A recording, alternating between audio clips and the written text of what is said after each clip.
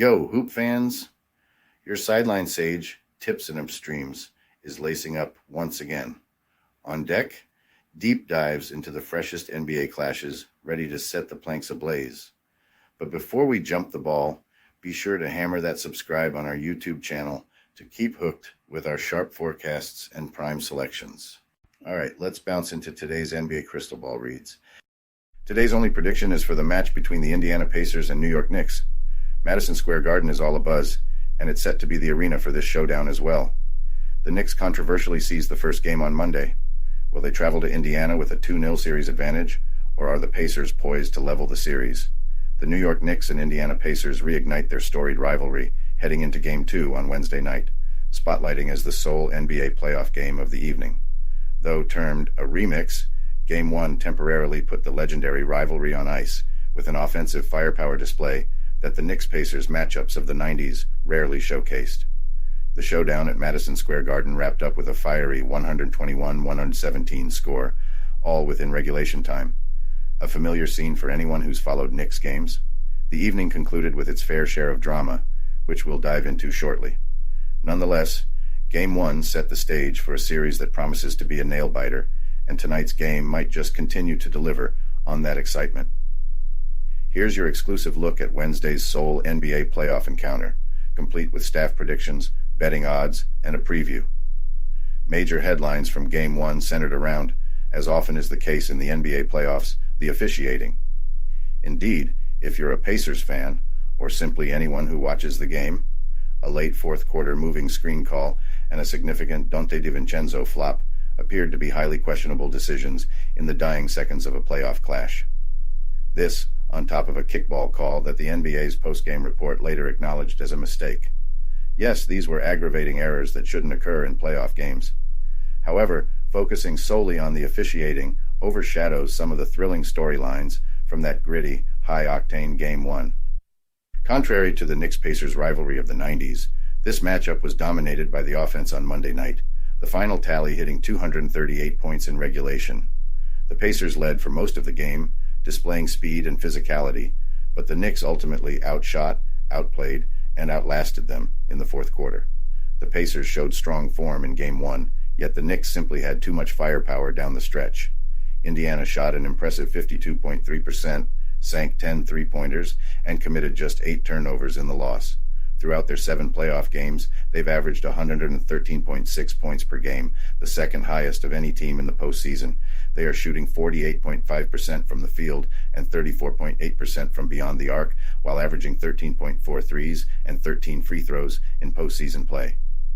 On defense, Indiana struggled to curtail the Knicks' opportunities and also fell short in rebounding, which contributed to the narrow margin. The Pacers averaged 42.1 rebounds in the playoffs, while allowing their opponents 42.3 per game.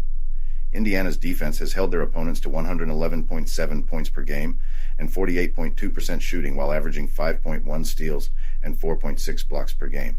The Pacers' average of 8.7 turnovers per game is the best in the playoffs.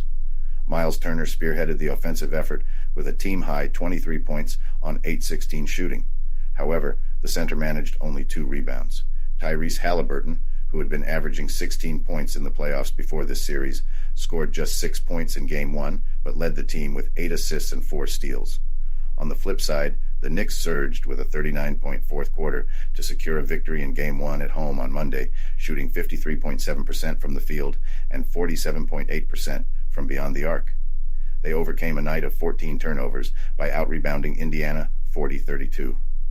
The New York offense ranks 4th in the postseason with 110.1 points per game. They are shooting 45.4% from the field and 38.1% from three-point range, averaging 11.7 threes and 18.1 free throws each night. Even with their top rebounder, Julius Randle, in the lineup, New York has been formidable on the boards, pulling down 44.7 rebounds per game through 7 postseason games and maintaining a plus 4.8 rebound differential in their favor. The Knicks' defense is keeping teams to 109.4 points per game and 45.6% shooting overall, while recording 5.3 steals and 6.7 blocks each night. Jalen Brunson, as anticipated, emerged as the hero of the winning side, with none on the Pacers able to match his performance. Brunson is on a trajectory to set an NBA playoff record with his 4th consecutive 40-point game. Miles Turner was the top scorer for Indiana, notching 23 points. 3 Knicks players scored more than that. Tyrese Halliburton was limited to just 6 points and 2 rebounds, although he contributed 8 assists. However, one concern for the Knicks: their bench contributed only 3 of their 121 points. The Pacers nearly clinched the game, thanks to a depth that the Knicks have struggled to match. Nearly 40% of the Pacers' points were supplied by their bench. The Knicks can clinch a game, certainly, but winning a 7-game series, they need to find a way to give their starters some rest, a strategy not typically employed by Coach Tom Thibodeau. In conclusion, as I've stated previously, the Knicks are likely to benefit from the doubt because they're playing at home, where they've secured 30 of their 55 wins, and they arguably possess the best home court advantage in these playoffs.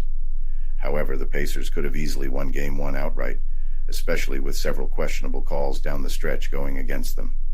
The Knicks were already worn out and now face the added challenge of playing without Mitchell Robinson. Watch out, because Indiana boasts the second highest offensive rating in the playoffs. They also lead the postseason in assist-to-turnover ratio.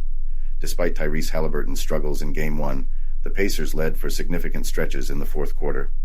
More importantly, Pascal Siakam and his team matched the scoring prowess of Brunson down the stretch. Expect Halliburton to sink a few more shots in this game and help the Pacers cover the 5-point spread. In their 2 losses against the Knicks this season, Indiana has only been edged out by an average of 4 points per game, demonstrating their ability to keep pace with New York. They might benefit from playing bigger on the blocks, but given the high shooting efficiency in the first game, there weren't many rebounds to contest. Despite this, they stayed competitive until the very end. I believe they can do so again in Game 2. Their key players should be more rested than those of the Knicks, who saw 4 of their starters play at least 42 minutes, with only 3 bench players seeing action, none for more than 12 minutes. As long as Indiana maintains strong possession and minimizes their turnovers, I'm confident in their chances to keep the game close once again. I'm betting on the Indiana Pacers to cover the 5.5-point spread again. Tyrese Halliburton to score 16.5 points more. Jalen Brunson and Tyrese Halliburton are pivotal to their team's success. In Game 1, Brunson was all over the court, while Halliburton kept a low profile. However, I doubt this pattern will hold in Game 2. As the Pacers' offensive spearhead, Halliburton needs to dominate this clash. Expect him to aggressively pursue scoring opportunities right from the start, as Game 2 might very well be decided by his performance. My bet is on Halliburton sinking enough baskets and orchestrating sufficient plays to score more than 16.5 points in the upcoming game.